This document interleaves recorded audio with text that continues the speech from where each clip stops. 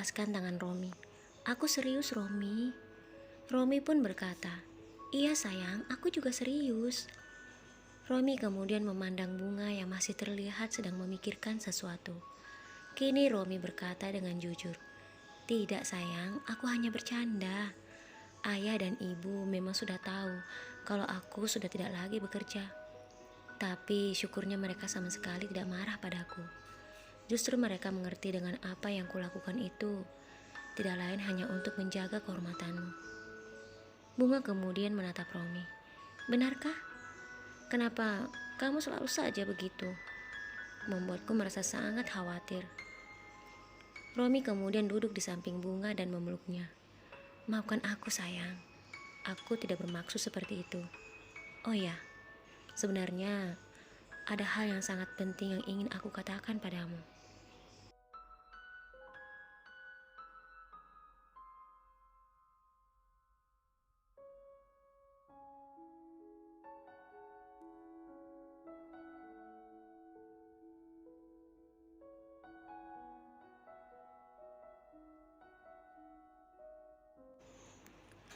Wajah yang penuh dengan tanda tanya, Bunga berkata, jangan bilang kamu ingin ngerjaiku lagi.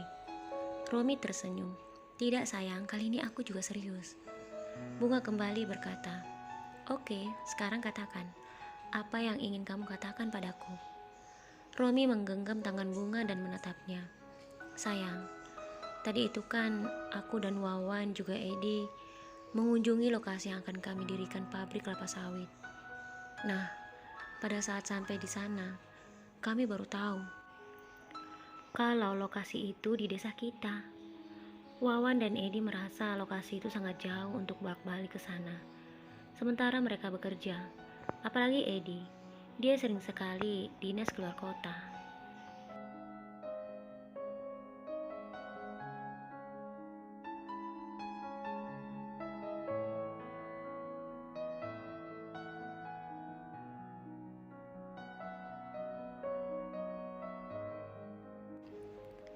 Bunga terlihat begitu serius mendengar ucapan suaminya itu. Lalu Romi kembali melanjutkan perkataannya. Mereka ingin agar aku yang handle semua masalah pembangunan pabrik itu. Apalagi melihat keadaanku sekarang yang tidak bekerja. Mereka juga mengatakan hal itu kepada ayah dan ibu. Ayah dan ibu sepertinya sangat senang. Mereka bahkan memintaku untuk tidak mencari pekerjaan di sini. Mereka ingin agar kita pindah ke desa. Kali ini dengan semangat Bunga berkata, benarkah? Kalau begitu, kapan kita akan pindah ke desa? Aku sangat bahagia jika kita tinggal di desa, Romi. Di sini keadaannya sangat sepi. Aku tidak mengenal siapapun di sini selain dirimu. Di rumah juga aku hanya sendiri jika kamu keluar. Ayolah, Romi, terimalah tawaran teman-temanmu itu, dan kita pindah ke desa.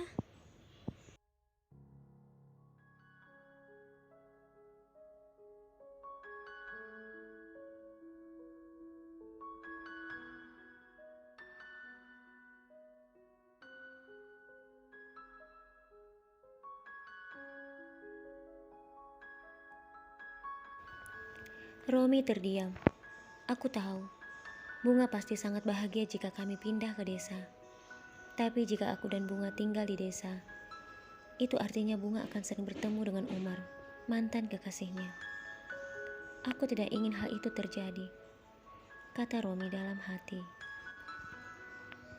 Bunga kemudian membuyarkan lamunannya. Sayang, apalagi yang kamu pikirkan? Ayo telepon mereka dan katakan kamu bersedia.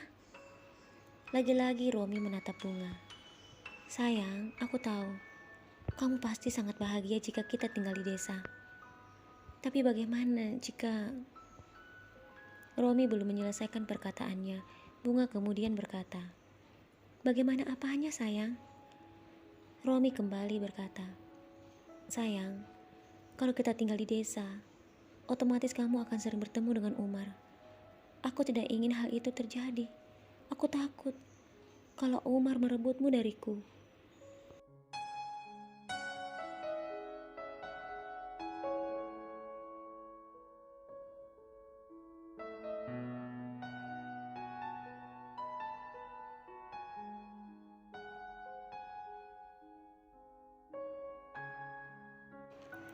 Bunga yang sejak tadi tersenyum, kini hanya terdiam lalu berkata, "Sayang, aku tahu apa yang kamu pikirkan, tapi itu tidak akan terjadi. Percayalah padaku, tidak akan ada yang bisa memisahkan kita, meski Umar sekalipun."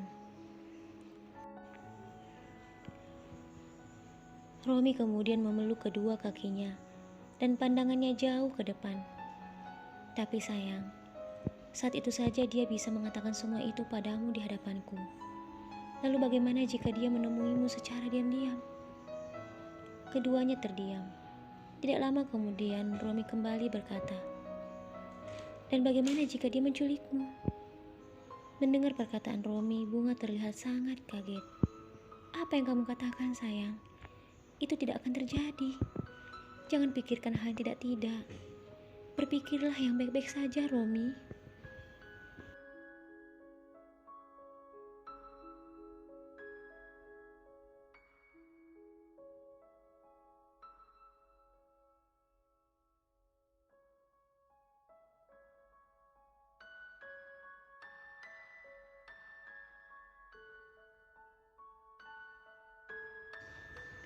Pembicaraan malam itu belum ada hasilnya.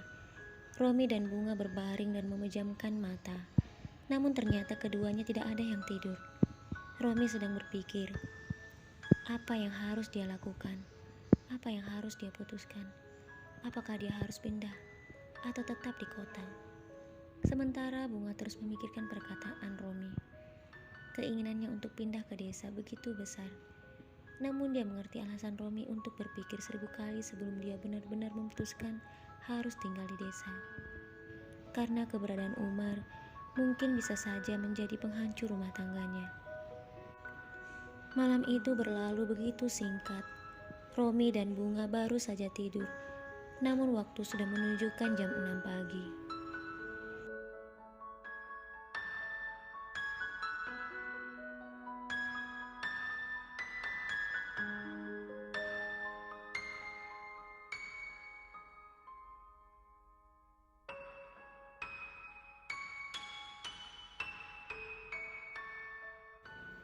Setelah sarapan, Romi sedang berdiri di teras rumahnya. Pandangannya jauh ke depan. Dia seperti sedang memikirkan sesuatu yang sangat sulit baginya. Bunga kemudian mendekatinya.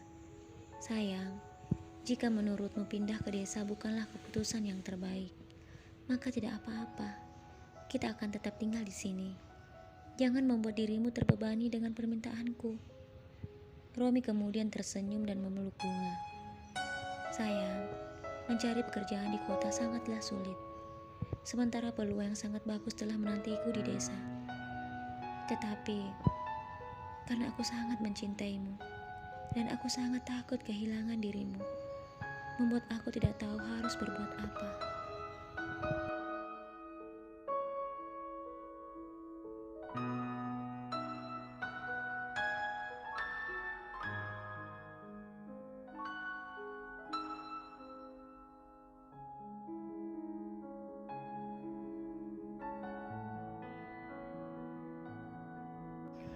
Hari demi hari Romi lalui dengan begitu berat. Hingga suatu hari Romi pamit kepada Bunga untuk keluar. Dia tidak mengatakan kemana dia akan pergi.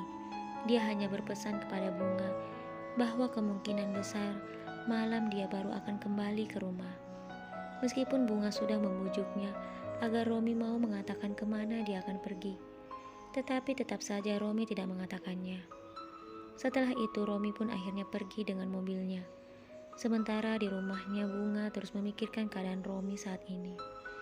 Akhir-akhir ini, Romi begitu banyak berpikir, tidak seharusnya aku meminta kepadanya agar kami pindah ke desa, kata Bunga dalam hati.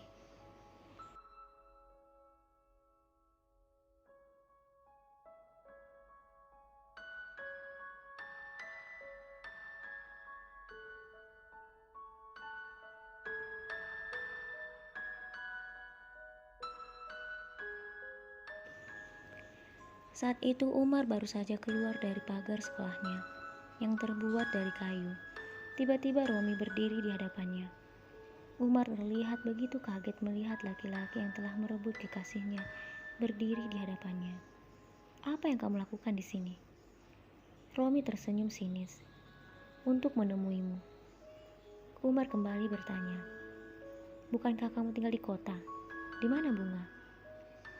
Tentu pertanyaan Umar itu membuat Romi terlihat sedang menahan emosinya. Kenapa kamu masih menanyakan keberadaan Bunga? Dia itu istriku. Kamu sudah tidak punya hak lagi untuk mengetahui dia, di mana dan apa yang dia lakukan.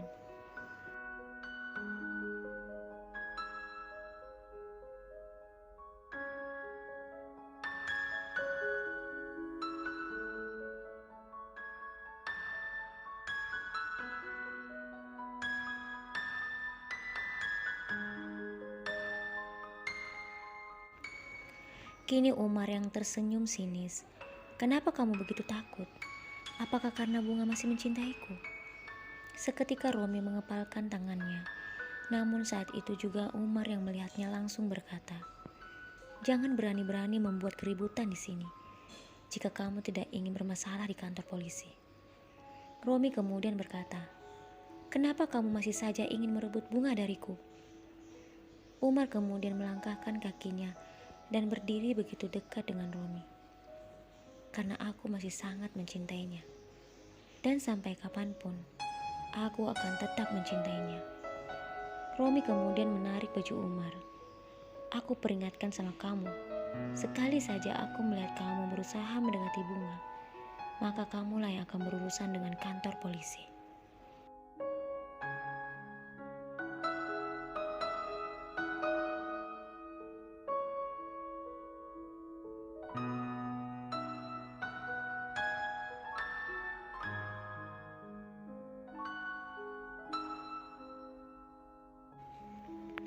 Umar kemudian melepaskan tangan Romi yang menggenggam bajunya. Aku tidak takut, karena aku tahu, jauh di lubuk hati Bunga yang paling dalam,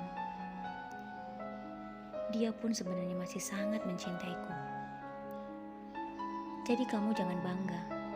Menikahinya bukan berarti kamu telah memiliki hati dan cintanya. Kali ini Romi hendak memukul Umar. Namun dengan cepat Umar menangkisnya dengan menggenggam tangan Romi. Aku tidak takut padamu Romi, meskipun kamu orang kota. Umar kemudian memegang lengan Romi yang berotot. Aku tahu, tangan ini begitu kuat. Sekali saja kamu memukulku, maka wajahku akan berdarah. Tetapi Romi, kamu telah merebut Bunga dariku, dan hatiku lebih terluka daripada pukulan yang akan kamu berikan padaku.